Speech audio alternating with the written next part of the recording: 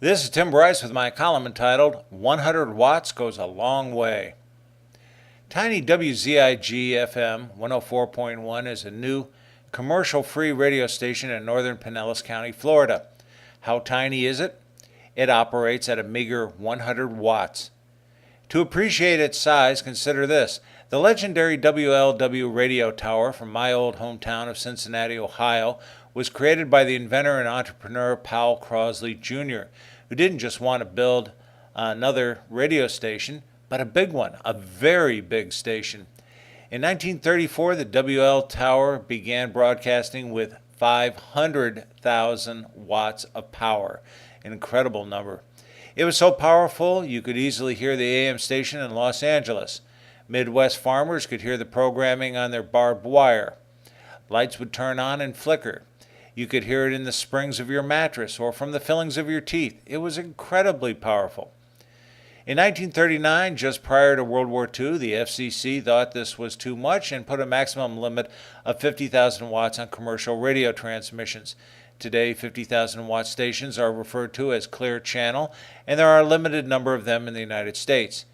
Even at 50,000 watts, such stations command a substantial geographical presence. As an aside, the Mammoth WLW Tower is located north of town in Mason, Ohio, and I believe it is still open for tours. Enter Paul Kempter of Palm Harbor, Florida, yes, my neck of the woods, with his station WZIG-FM 104.1. Started in July of this year, it is a non-profit radio station with some interesting programming. Even though it is minuscule in size compared to giant WLW, WZIG-FM has found a way to get around. For starters, the station ably serves the towns of Palm Harbor, Dunedin, Eastlake, Tarpon Springs, Oldsmar, and quite a bit of Clearwater. However, because it is also streamed over the internet, listeners from around the world can tune into it. For example, I often listen to the station in the background of my computer. As a nonprofit organization, WZIG-FM is commercial-free, which is particularly welcomed in this day and age. They do accept sponsorships, but they are simply acknowledgments of supporters of the station. Such support would be gratefully appreciated if you are so inclined.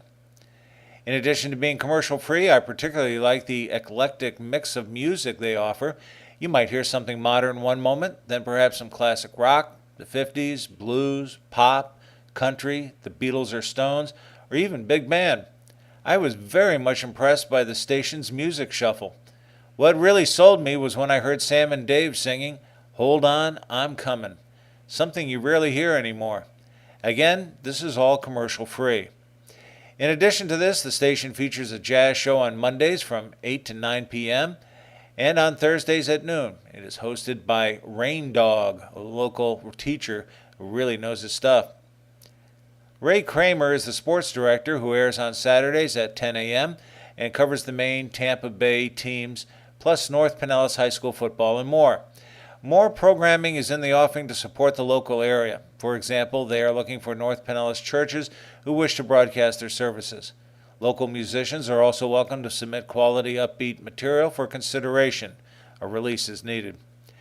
The Snappers restaurant in Palm Harbor has been kind enough to afford space for WZIG-FM.